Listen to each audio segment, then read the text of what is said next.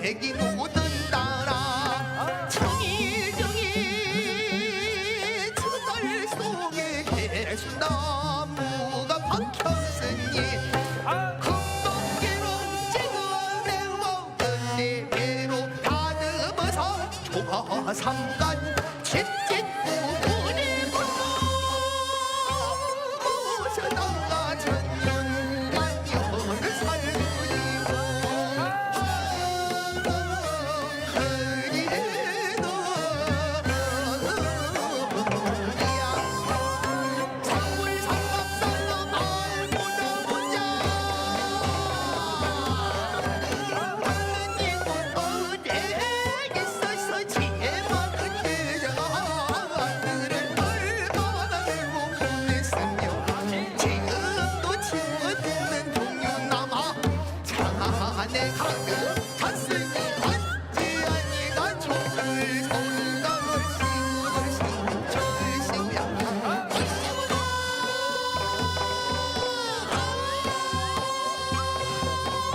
할시군 절시고 치와자존데 할시군 다 흐르주네 할시군 나 절시구야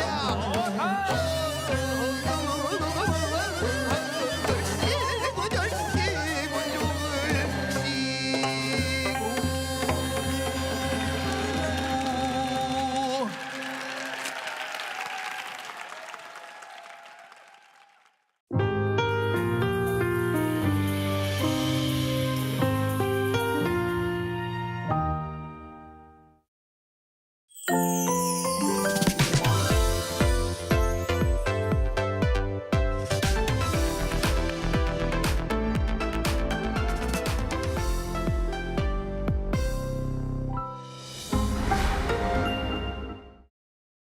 How to survive in Korea.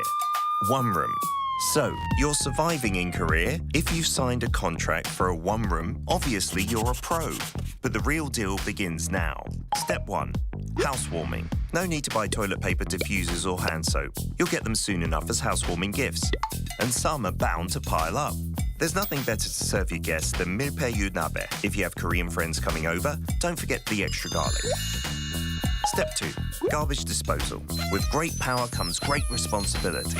You've had a good time, so let's get to work. It might be tempting to sweep everything into a trash can, but you have to separate your garbage. Not bothered? Beware that negligence is punished with a fine or public humiliation. Step 3. Drying rack. You're excited to live alone in Korea, but the fate of these items, hanger, storage, or a hanger. Go get fresh coffee outside. Jogging doesn't cost anything, and nothing beats instant rice. But keep one item around so that you don't get too lonely. Step 4. Pros of living alone. No mum. Cons of living alone. No mum. A new towel doesn't magically appear. You have to do the laundry regularly. If anyone gives a towel as a souvenir, take it. Get rid of mold immediately. Don't be lazy with the vacuum cleaner. Housework is an endless affair. Overwhelmed? Give your mum a call and thank her for everything she's done. Did you survive in your one room? Wait, you have an unwanted visitor. Call someone you fancy. Could be the right person for the job.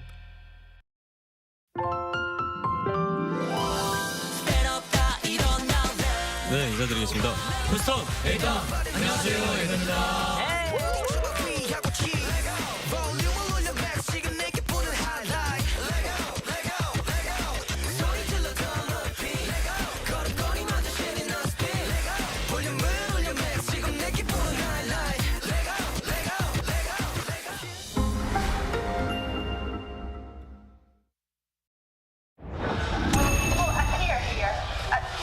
It was very important for Korean people during that time to get their freedom back.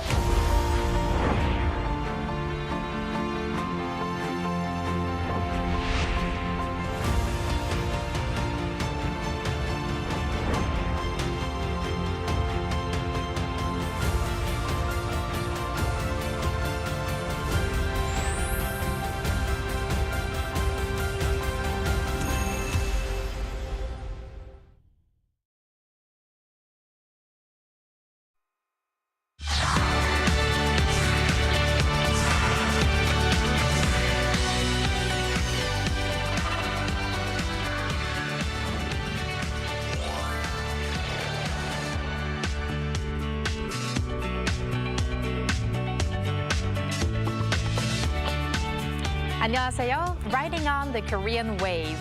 Welcome to Thursday's edition of The Culture Wave. I'm Kwon So-ah in Seoul. Explore with us Korea's culture from all aspects and stay up to date with K-entertainment, K-tradition, K-people, K-everything. And all of that with our co-host Bella Kim today. Hello, Bella. Hi, Soa. And hello to everyone joining us today on The Culture Wave. I'm Bella, back again to co-host. And of course, fill you guys in with the latest in K-entertainment. Now, yesterday on the program, we connected to Australia talking about the Korean fashion world, K-fashion making its way around the world. Now, today we're also going to kind of stay with fashion, but it's going to get more traditional as we will talk about hanbok, right? Yes, that is right. That's coming up very soon in our Hallyu People segment. So very looking forward to that as well. But today we're going to start off with K-entertainment news with you, Bella, of course. And we have fully packed stories about singers from all age groups today. So what's the first story we're going to talk about? So first singer we're going to be talking about is Lee Mi-ja. Lee Mi-ja has announced her farewell performance. She declared that she will cease all activities after next month's concert, indicating her intention to retire. On Wednesday, Lee Mi-ja held a press conference to discuss her upcoming concert, Connecting the Pulse. She will share the stage with younger traditional Korean music artists Ju Hyun-mi and also Jo Hang-jo, who will carry on her legacy.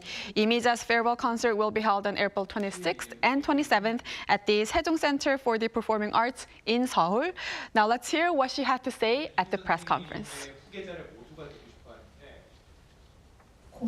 I prepared this concert with happiness, knowing that I'm able to pass on the legacy of traditional Korean music to younger artists through this concert.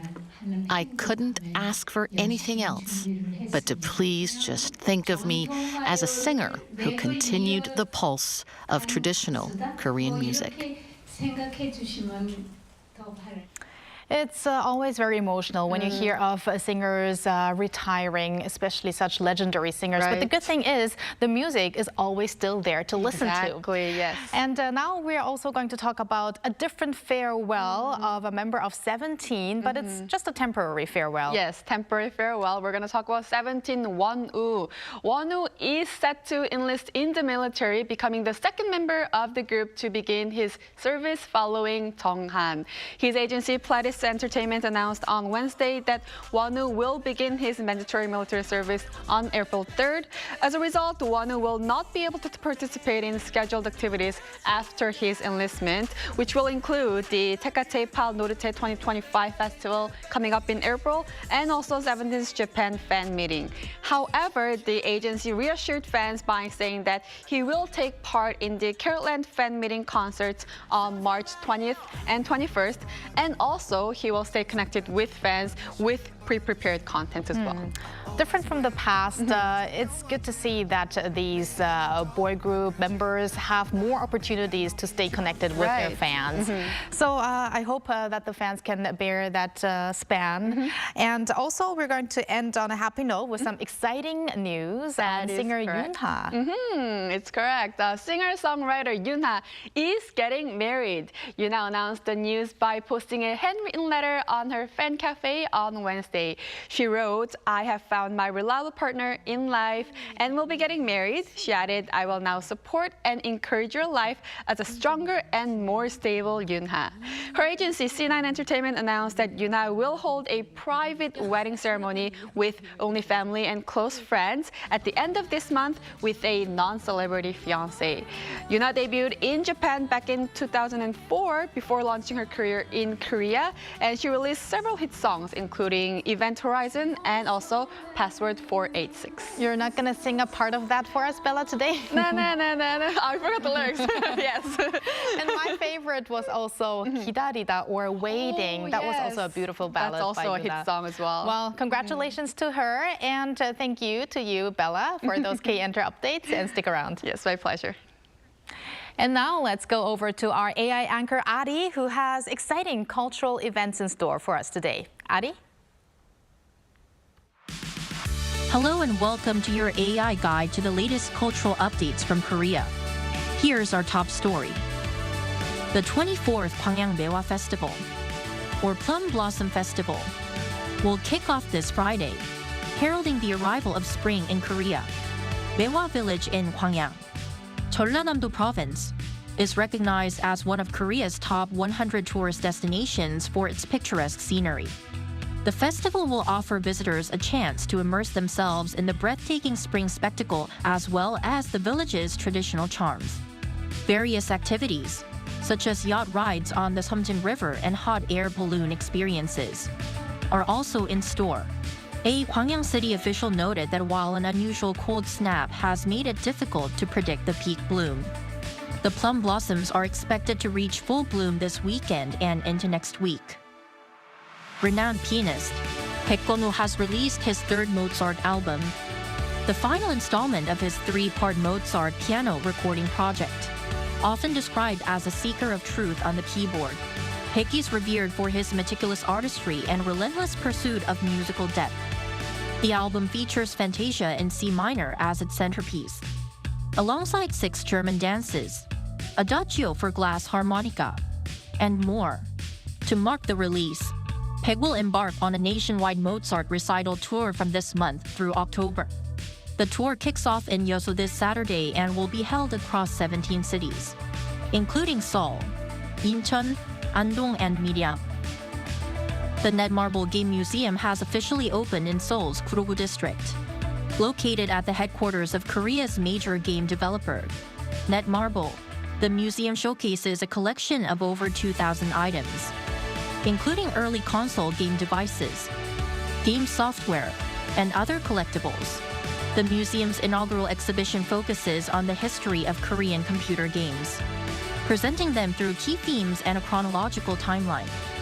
Established by the Netmarble Cultural Foundation, the museum aims to promote the social and cultural value of games while re-examining the gaming industry and its cultural impact. That's all from me. Keep it tuned to the Culture Wave.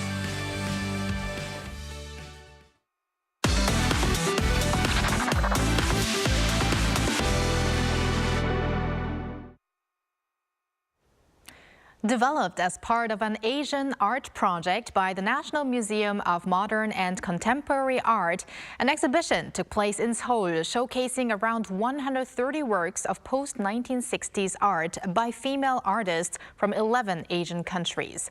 The art pieces portray the perspective of female bodies. Lee Eun-jin has the story. This painting of a topless woman strutting in the middle of Myeongdong in the 1970s represents the women who challenged the status quo of society's gender norms. Rough textured concrete letters and unstructured waste wood pieces express the desire to escape institutional and disciplinary suppression. The elongated fabric rolled out from a structure that embodies a prison symbolizes the solidarity of women fighting for escape. This installation of paintings expresses women in colonial Philippines, the various social and historical stories of the Philippines from the perspective of a female artist. The National Museum of Modern and Contemporary Art collected works that independently express the woman's body and brought a large-scale exhibition of female Asian artists under the title Connecting Bodies. There are more than 130 pieces by female artists from 11 different Asian countries since the 1960s. This is the first time for some of the works, including the works of Baek Nam-jun's wife Kubota Shigeko and Mitsuko Tabe, as well as Chinese artist Guo Peng, to be showcased in Korea. This exhibition showcases the artwork of Asian women not by defining it as a typology or ideology, but by telling the many stories of society through the lens of the body. Rather than organizing works in chronological order or by artists or region, the exhibition is made up of 6 thematic sections, with focus put on the value of communication and connection expressed through the body. Lee Eun-jin, Arirang News.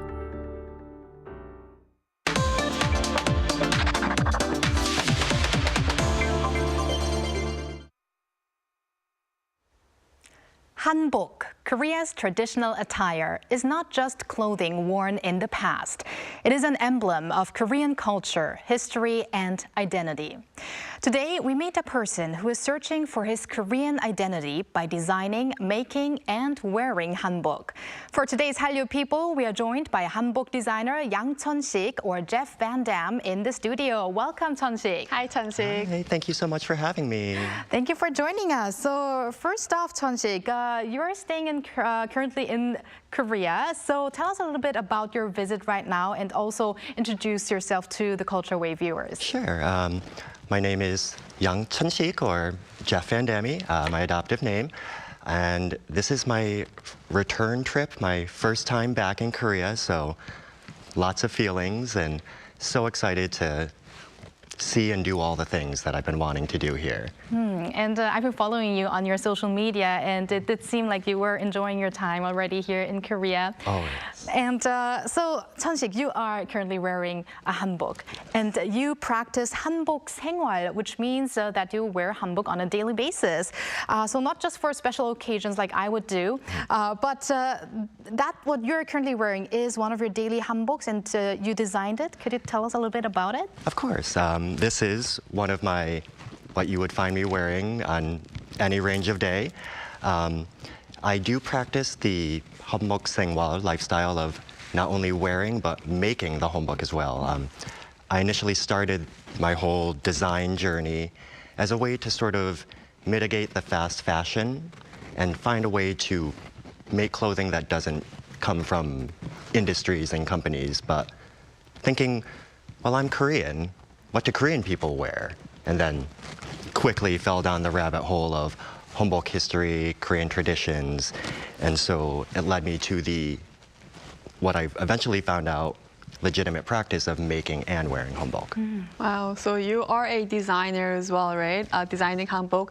What made you, aside from your originate Korean, but what made you, fall deeply in love with hanbok? And also, when did you start wearing hanbok on daily basis, practicing hanbok 생활? I think it was probably about 7 years ago, 7, 8 years, exploring just more of my Korean identity, part of Asian culture in the United States. I think really just wanting to know more about who I am really pushed my interest in what I was looking to be inspired by is Korean aesthetic, Korean design.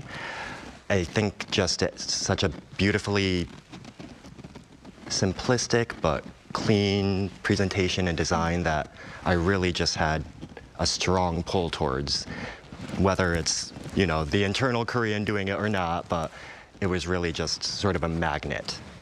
A magnet. I like how you put that. Now, Cheon-Shik, there are many different types of hanboks. Hanboks for men, hanboks for women, and also for the yangban or for the kings and queens. So many different types of hanbok.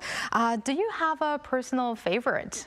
For the most part, I stay within the designs and sort of shapes of Joseon dynasty, maybe mid to sort of late Joseon. But I find when I'm looking at myself in the whole picture of it, I really just fell in love with what sort of the yangban nobleman's wardrobe would look like in terms of what all the layers are and what they do for the wearer's silhouette. Of course, we can't ignore the kat and gakun and all the beautiful accessories that were displayed throughout this period of Joseon. So I just loved being able to experience and express that through these sort of parameters of Joseon. Right, and I have to say your hanbok looks beautiful, and especially when I looked at your other designs, I really liked how the different layers, how they look different from different angles as well. So yes, it is really fascinating. And with the Hallyu boom as well, there's a growing interest and growing, popularity of hanbok globally. How is your response on the streets of New York? Because you're from New York. How are people, taking this in when people see you on the streets with full hanbok? I'm completely aware I'm not just a run-of-the-mill outfit in New York, but I think also being in New York, we're used to maybe seeing things you wouldn't see in other places. I mean, definitely nowadays, with the reach of the Korean wave of Hallyu, I hear a lot of, oh, I've never seen that in real life. Like, I've only seen that in Korean dramas or in movies. So very much hanbok and wearing this is for myself, but for people to experience Korean culture, to just see it physically in front of them, where maybe they would never have the chance to be a part, to see Korean culture in this way. So how was it on the first day that you wore hanbok in the streets of New York? I mean, first full out, learning how tight to tie your headband is a learning curve, but I mean, there's really something about just wearing hanbok, you know, my multi-layered creations or the more traditional layers, the way your body moves and the way it feels to walk in the wind and have all the culture just flowing behind you. But it's such an indescribable feeling of just a solid power, a groundedness, and being my own culture and tradition. Just moving through life, existing in that manner, it's just everything.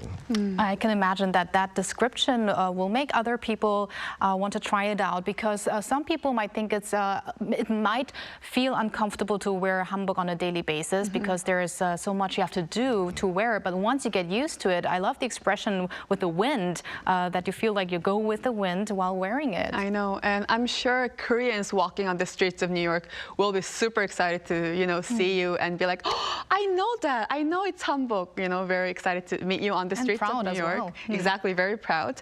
But I want to talk about some of the hanbok-related events that you've been to abroad or here in Korea. Can you please tell us about some of them? Sure. I mean, of course, there are many events that happen in Korea that sadly I have been across the world for.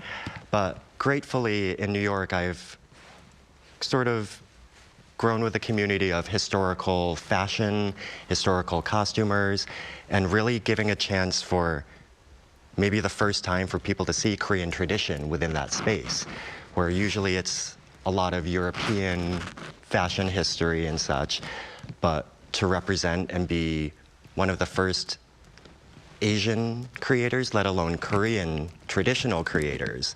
So going to historical events in New York, celebrating, of course, all the Korean holidays with the various cultural centers around New York.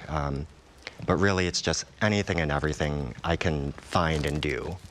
Probably very significant for you and meaningful. Now, Cheon-Shik, you describe yourself as aggressively Korean and also a Korean-American adoptee. So what is it that you want to express with that, especially the aggressive part?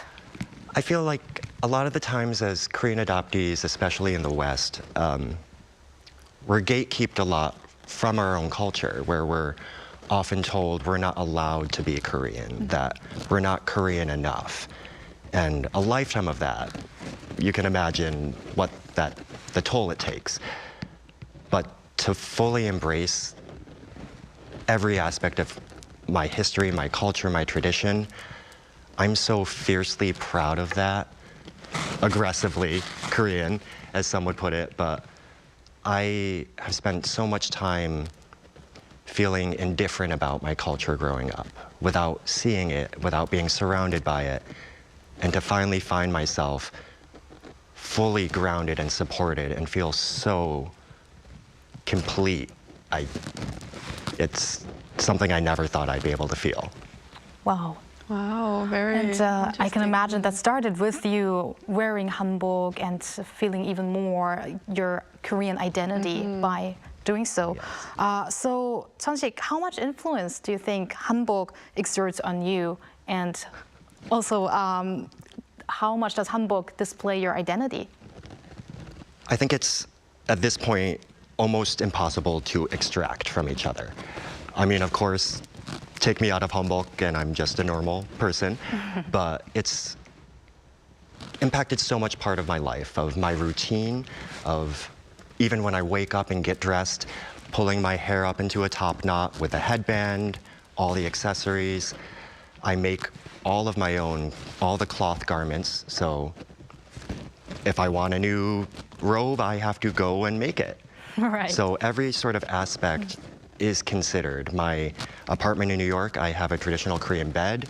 It looks very much as you would. I'm collecting furniture and antiques, all the things. So it's really sort of snowballed into an all-encompassing aspect of my life. Wow, must be very interesting to also design your, own, hanbok itself, right? Oh, yes. So you don't have to go shopping. Oh, no. Right? I go to the You just fashion have to make garment it district. You yourself. just have to make Just it, takes right? a little You just need longer. some fabrics and, Yep. time to... There's no one stopping me except myself. Wow. And then now we want to move on to, talking about your goals and your wishes as hanbok designer or someone, who wants to raise awareness about this Korean traditional clothing hanbok as well. I think where we're going in terms of sharing, I think we're on a really good track already. There's how quickly Korean culture has spread around the world and how much the world embraces that. It's so sort of clear to see. And I think, reaching out, respecting our traditions at the same time, I think Korea is very good at sharing what makes us special, what we love about our culture, and inviting the rest of the world in. I think the bits that I've seen, be it Korean designers such as Miss Sohee showing in Paris Fashion Week, the Korean global fashion, the designers here that I have seen on people in the States. So I've seen that reach like in front of my eyes, but I think it can only do more to strengthen Korea in itself and our ties with the world. Cheon-Shik, our final question to you is something that I can imagine you would be best at describing. What makes hanbok so beautiful? Ooh. I mean, there's so many things. I think it's all of hanbok's journey, all of the iterations, dynasties, shapes, styles. I think seeing that in its total encompassing history is such a beautiful thing that our clothing remained pretty similar for so long, and that we lived centuries expressing ourselves fully in this clothing. And for maybe under 100 years, we've switched out of that, but it still exists, and to hopefully encourage that it may not just be for holidays or special days, that the feeling and goodness and power that you get from hanbok, just wearing it, it can be for any time. I think you just encouraged us to wear hanbok on not only on special days like Chuseok or Seol날 or when we get married or and so forth. And on that beautiful note, we want to thank you, Cheon-Shik, for sharing your story with us today, and we wish you the best for your future endeavors and journey. Thank you so much. It was such a pleasure being here. Thank you very much. Thank you. And thank you, Bella, as always. We'll see you next time. Yes, I'll see you next time. Thank you for spending the past half an hour with us on the Culture Wave for your daily dose of K-culture issues. Thanks for watching.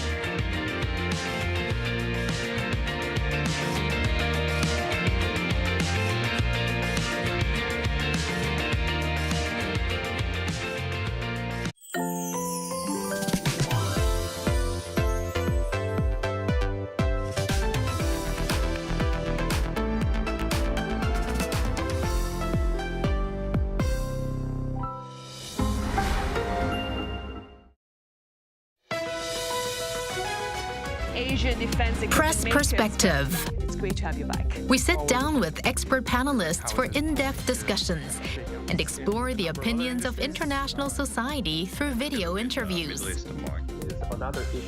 Analyzing Korean and foreign